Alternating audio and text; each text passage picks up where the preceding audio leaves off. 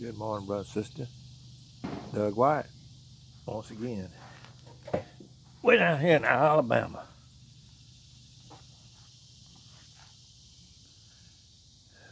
It's more desirable, for me anyway, to be hated for who you are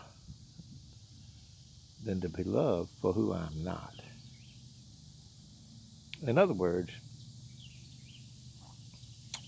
uh, truth matters. It's better to be loved. It's better to be hated for who you are than be loved for who you are not. You know, which means don't be a phony, which a lot of people spend most of their lives being a phony. I know I did. Being what, trying to be what other people want you to be. You find that out if you ever go to a class reunion. They want you to be the same person you were way back then in high school. When, as life moves on, you learn truth that changes you.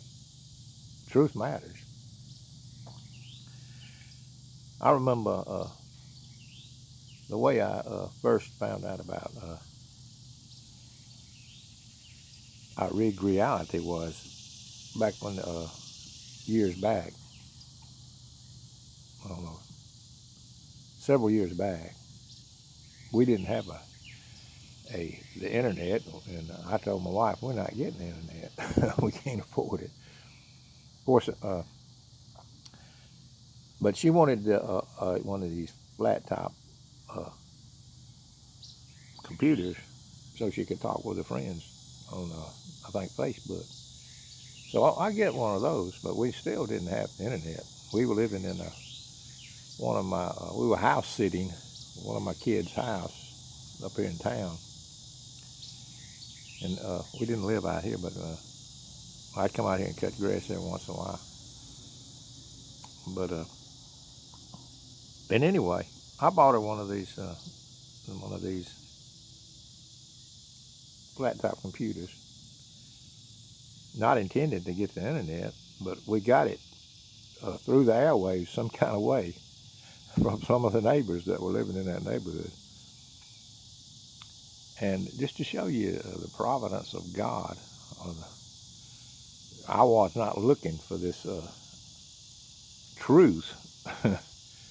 I walked by that computer and finally I learned how to turn it on and mash a few buttons. And somebody came up on that, a couple of men, they were talking about Joshua's longest day.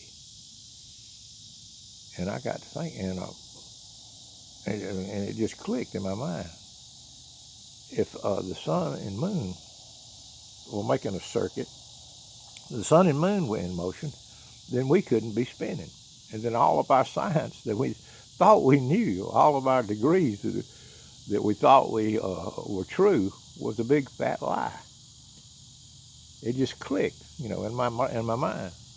The Bible has to be. If this book isn't true, and it couldn't have been put in any clearer form than in Joshua, where he said, "Sun and moon, stand still," and sun and moon stood still in the midst of heaven. But anyway, that's the way it read. And then there's several other places there where it said, uh, uh, uh, that the earth was not in motion. It was fixed, does not move. Dozens of places where it says it doesn't move. So we don't even have to go to the other to the to the sun and moon and stars making a circuit. We don't have to do that. We can just read the part where it says it's not in motion. But we have to let every man be a liar. That's what it comes down to. No matter how many degrees they have or letters in front and back of their names they have, we have to let them be a liar and let God be true. Now, we can't bring the sun, moon, and stars down. We can't go up in our rocket ship and hover up there and examine the sun, moon, and stars and make a physical examination of the sun, moon, and stars. But we can walk outside and stand on this. Sometime I go down to the lake and it'll be just like glass in the morning, and the water will. Yeah, that's what I like to do sometimes. You go down to the lake and it'll be just like glass. You can just if you crank a boat up, you'll be the first one to make a dent in it. But anyway, enjoying my coffee this morning.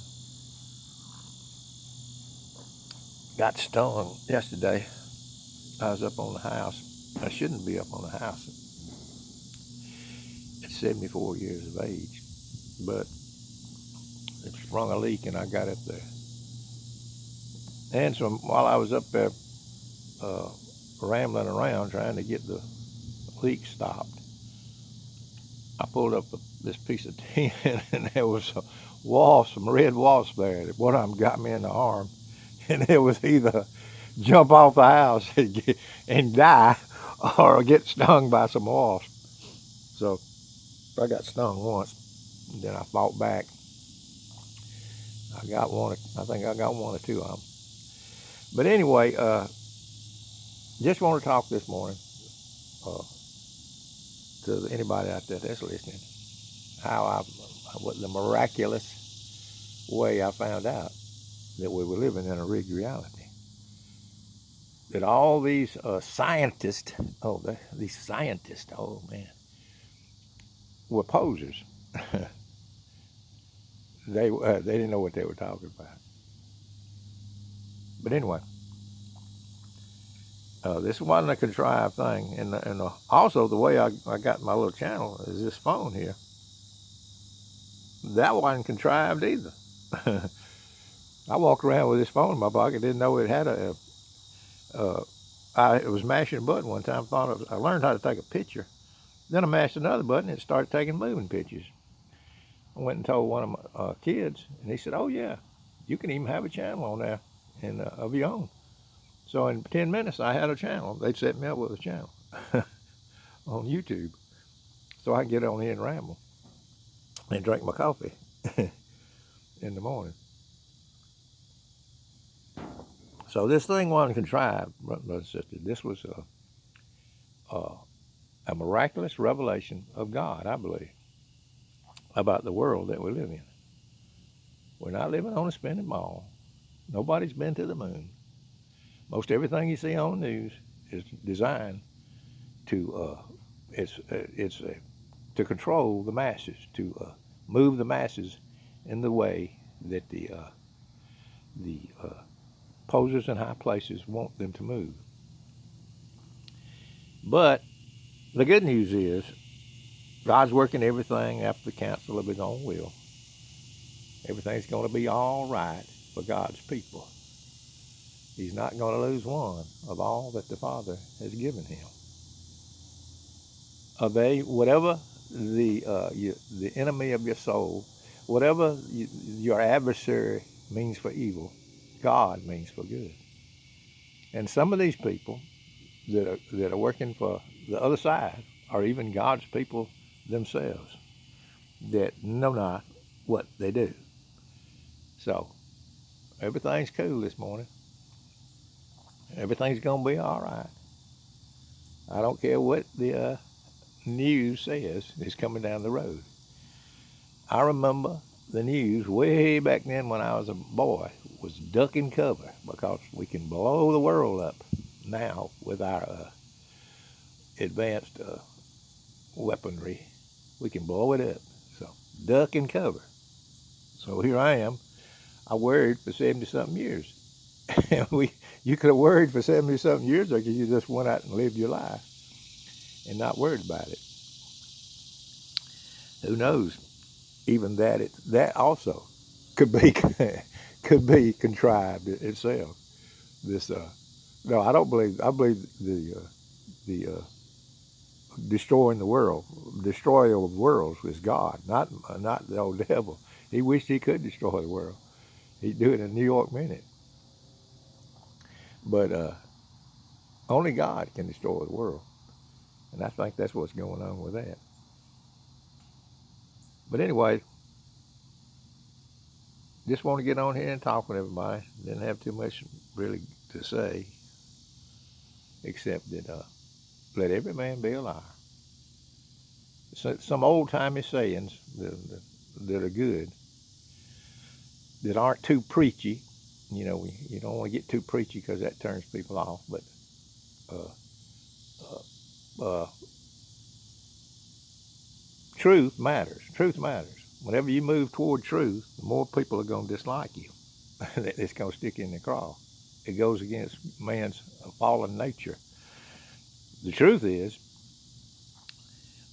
this: it's better to be hated for who you are than to be loved for who you're not. A lot of people go around trying to be loved, uh, acting like they are what they aren't, say, or being phony about things. I know I am. I find myself the best videos I make are the ones that I'm less. There's less of me, you know, and more truth. You know, we're all fallible human beings. Oh, look at this! Oh, hummingbird right above my head here. We're all fallible, brothers and sisters. God has a people. I might as well put this in all. And God's not going to lose one of all that the Father has given him. I just want to put that out there. The Good Shepherd will not lose one. Does anybody think that Jesus is not the Good Shepherd? Anyway, I'm going to go back in and warm my coffee up here, and then I'm going to get back started on my day. Thanking God that I have been woken up one more day. Not promised tomorrow, just today, you know, the next breath. I'm feeling pretty good now. Coffee's working. Anyway, peace and love to anybody out there that's listening. Put in the comments what you're thinking, as long as it ain't ugly. And uh,